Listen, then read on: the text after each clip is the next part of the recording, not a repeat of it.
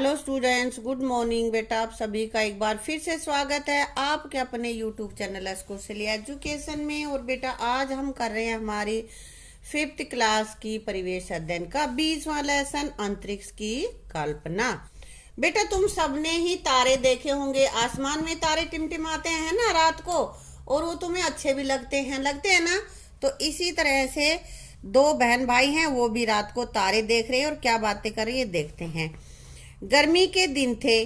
रात को रजत और सुकन्या रीना दीदी के साथ छत पर खेल रहे थे। जब वे थक कर बैठ गए तो सुकन्या आसमान की तरफ देखकर बोली, वाह, चमकते तारों से भरा आसमान कितना सुंदर दिख रहा है। दिखता है ना, तुम भी देखते हो तो बहुत अच्छा लगता है। कोई बहुत तेज चमक रहा होता है, कोई कुछ कम चमक रहा होता है, कोई अभी बुझ रहा है, कोई फिर से जल रहा है, ऐसे होता है ना। मुझे तो चांद तारों को देखना बहुत अच्छा लगता है। रजत, मुझे तो चांद तारों पर एक कविता भी याद है। तो भाई अब रजत यहाँ पे एक कविता बता रहा है जो चांद तारों पर लिखी गई है। कैसे? झिलमिल करते लाखों तारे, क्या तुमको भी दिखते हैं सारे? क्या तुम सबका नाम जानते, किसे दूर किसे पास मानते? ये कह रहा है कि आसमान में लाखों तारे झिलमिलाते हैं, क्या सारे दिखाई देते हैं? नहीं दिखाई देते। क्या तुम सबका नाम जानते हो? कौन सा दूर है कौन सा पास है, ये तुम्हें पता है क्या? दिन में तो छिप जाते सारे और रात में दिखते सारे। एक अकेला चंदा रहता, घटता कभी कभी है बढ़ता। तो चांद हमेशा एक ही होता है और वो कभी बहुत पूरा गोल दिखाई देता है, फिर थोड़ा सा कटा, देखो इधर दिखा रखे, तो कभी छोटा और कभी बड़ा हमें दिखाई देता है। इन तारों की यही निशानी, टूटे तो बन जाए कहानी। क्या देखा क्या जाना तुमने, बताओ इनकी सारी कहानी। ठीक है। कुछ तारों का बना है मंडल, कहलाता वह तारा मंडल। हमसे क्यों है इतने दूर, यही जानना मुझे जरूर। तो कहता है तारों का एक झुंड सा होता है ना, और उसको हम तारा मंडल कहते हैं। तो हमसे क्यों है इतनी दूर, यही जानना मुझे जरूर। तो तुम सबके ही मन में आता होगा कि तारे इतनी दूर क्यों हैं, तो यही जानते हैं हम आज अपने लेसन में। क्या तुम्हें भी रात को आसमान में तारे देखना अच्छा लगता है? और अच्छा लगता है तो क्यों? भाई तारे देखना सभी को अच्छा लगता है। क्यों? क्योंकि रात में तारे आसमान में जगमग करते हैं, टिमटिमाते हैं, कभी बहुत तेज हो रहे हैं, कोई कम हो रहा है, कोई झिलमिल सी होती रहती है, तो अच्छे लगते हैं, है ना। तुम दिन और रात के आसमान में क्या अंतर देखते हो? आकाश ऊपर दिख रहा है ना, तो दिन में और रात में क्या फर्क दिखाई देता है? दिन में तो बेटा दिन में सूरज दिखता है, जबकि रात को चांद व तारे चमकते हैं। दिन में तो हमें आसमान में देखते हैं तो सूर्य दिखाई देता है, चांद तारे नहीं दिखाई देते। और रात को तारे और क्या दिखाई देता है? चंद्रमा, चांद दिखाई देता है। तो दिन में तारे क्यों नहीं दिखाई देते? क्योंकि सूर्य के तेज प्रकाश की वजह से हमें तारे दिखाई नहीं देते। बेटा तारे पृथ्वी से बहुत ज्यादा दूर हैं और उनसे नजदीक है सूर्य, इसलिए सूर्य का प्रकाश ज्यादा होता है तो हमें तारे दिखाई नहीं देते।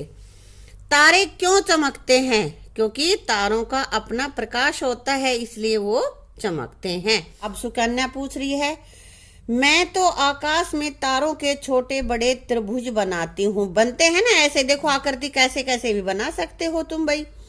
दीदी, सुकन्या, तुम्हें पता है आसमान में तारों के अलग अलग कई समूह होते हैं जिसे तारा मंडल कहते हैं।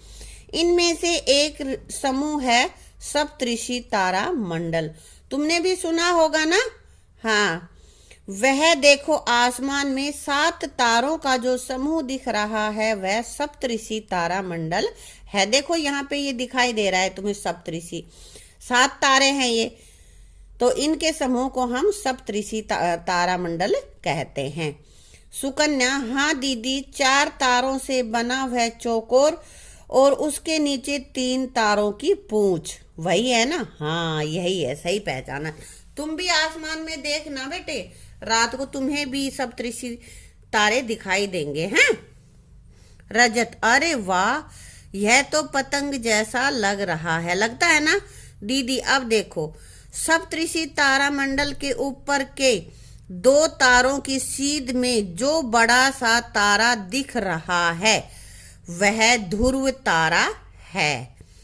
यह तारा हमेशा उत्तर दिशा में ही होता है। ध्रुव तारे की पहचान बताई है इसने कि यह हमेशा कहाँ होता है, उत्तर दिशा में ही होता है। जो सबसे तेज चमकता है बेटा वो। रात के समय इस तारे की मदद से दिशाओं का पता लगाया जा सकता है। अंधेरा होता है तो पता नहीं चलता कौन सी दिशा है, उत्तर दक्षिण पूर्व पश्चिम, तो वहां से तारे को देखकर अंदाजा हम लगा सकते हैं कि तारा उत्तर दिशा में है तो हम इधर जाएंगे तो उत्तर दिशा है होगी। पुराने समय में नाविक इसी तारे की मदद से दिशाएं पहचानते थे।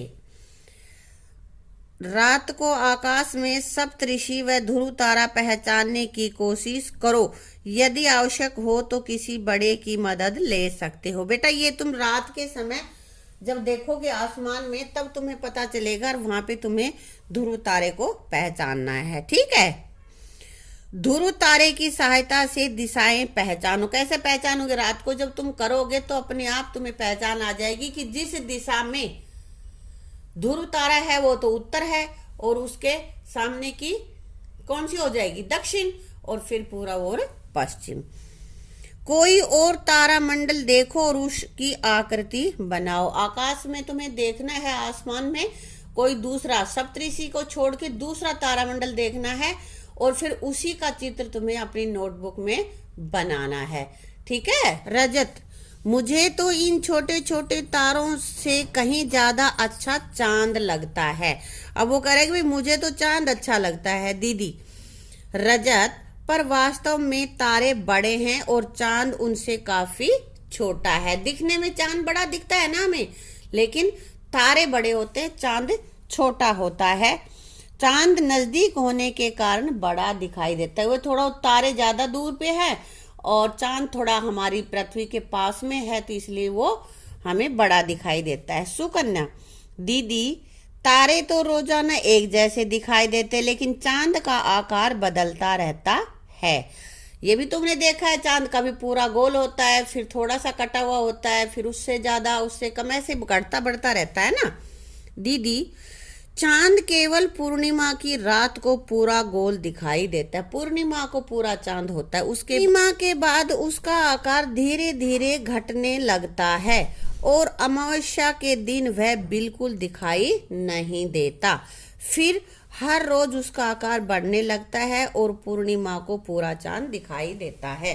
पूर्णिमा को पूरा होता है, फिर थोड़ा घटा, ऐसे 15 दिन तक वो घटते घटते अमावस्या को बिल्कुल ही दिखाई नहीं देता।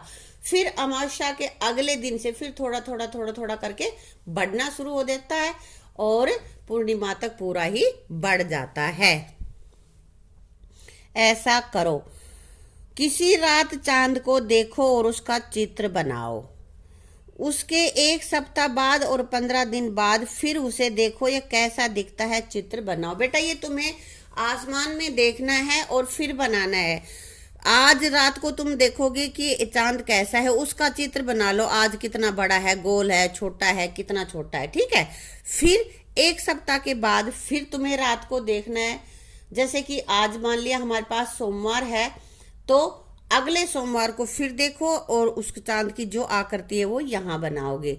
उसके बाद कह रहे 15 दिन बाद, फिर 15 दिन बाद देखो कि चांद कैसा दिखाई देता है अगले सोमवार को, ठीक है। तीनों आकृतियां तुम्हें यहाँ पे बनानी है। दीदी, मैंने स्कूल में पढ़ा था कि हमारी पृथ्वी गोल है, पर यह गोल दिखती तो नहीं है ना। पृथ्वी गोल होती है लेकिन दिखती नहीं है। तो दीदी कहती है हाँ, हमारी पृथ्वी का आकार नारंगी की तरह गोल है, संतरे की तरह गोल है, बिल्कुल सर्कल में नहीं है, हल्की सी गोल है। कल मैं तुम्हें ग्लोब की सहायता से पृथ्वी का आकार दिखाऊंगी। ग्लोब होता है पृथ्वी का ही एक प्रतिरूप होता है जिसको कि हम हाथ में पकड़ के देख सकते हैं। पृथ्वी को तो हम हाथ में पकड़ के पूरी पृथ्वी के एक साथ थोड़े देख सकते हैं। तो पृथ्वी के आकार में बनाया हुआ एक उसकी प्रतिकृति होती है, उसको हम ग्लोब कहते हैं। ठीक है, हमारी पृथ्वी देखो यहाँ पे ये ग्लोब दिखाई दे रहा है, ऐसी है हमारी पृथ्वी। ठीक है, तो अगले दिन दीदी ने रजत और सुकन्या को ग्लोब दिखाया। ये है बेटा ग्लोब। ठीक है, रजत, दीदी क्या हमारी पृथ्वी ऐसी ही है? तो दीदी कहती हाँ, यह ग्लोब हमारी पृथ्वी का ही एक छोटा रूप है। सुकन्या, इस पर हम कहाँ रहते हैं? तो अब दीदी कह रही है यह देखो हमारा भारत। बेटा ग्लोब में तुम अपना भारत ढूंढना, ये तुम्हारा भारत है। तो भारत देश में ही तुम्हारा राज्य है और राज्य में तुम्हारा गांव है, शहर है, जो भी है वहां पे तुम रहते हो। रजत, दीदी ग्लोब में ये अलग अलग रंग क्यों होते हैं? इस पर नीले रंग से पानी को और अन्य रंगों से अलग अलग देशों को दर्शाया गया। ये दीदी बता रही है। जब उसने पूछा ना कि भाई इसमें ये अलग अलग रंग क्यों है, सब एक जैसे क्यों नहीं है, तो वो बता रही है कि जो नीला रंग होता है वो बेटा इसमें पानी दिखाता है। पृथ्वी पे इतना पानी है, जहां भी नीला दिखाई दे रहा है इस ग्लोब में वो पानी है। और जो अलग अलग रंग दिखाई दे रहे हैं, कोई येलो दिख रहा है, कोई पिंक दिख रहा है, ये अलग अलग कंट्रीज को दिखाने के लिए अलग अलग रंग यूज किए जाते हैं। रजत, दीदी हमारी पृथ्वी गोल है, फिर भी हम गिरते क्यों नहीं? भाई गोल है तो गोल चीज तो के ऊपर हम खड़े होंगे तो हम तो गिर जाएंगे ना, लेकिन नहीं गिरते क्यों? तो दीदी बता रही है रजत, हमारी पृथ्वी में एक आकर्षण शक्ति है जिसके कारण सभी चीजों को अपनी तरफ खींचे रखती है। गुरुत्वाकर्षण बल होता है, तो उसमें एक आकर्षण होता है, उसकी वजह से सब कुछ इसके ऊपर ही चिपका हुआ रहता है। इसीलिए जब हम अंतरिक्ष में जाते हैं ना, तो ये जो गुरुत्वाकर्षण बल है, जो आकर्षण है, वो कम हो जाता है और वहां पे उड़ने लग जाते हैं। वहां पे पैर हमारे टिकते नहीं है जमीन पे, जबकि पृथ्वी पे ये आकर्षण शक्ति ज्यादा है तो हम जमीन पर टिके रह सकते हैं। ऐसा करो, किसी गेंद, कंकड़, कागज के टुकड़े को ऊपर की ओर फेंको, देखो क्या होता है। ये तुम्हें करके देखना है। पहले एक गेंद फेंको, क्या होगा? नीचे आती है। फिर एक कंकड़ फेंको, ऊपर गई, फिर वापिस कंकड़ भी नीचे आया, है ना।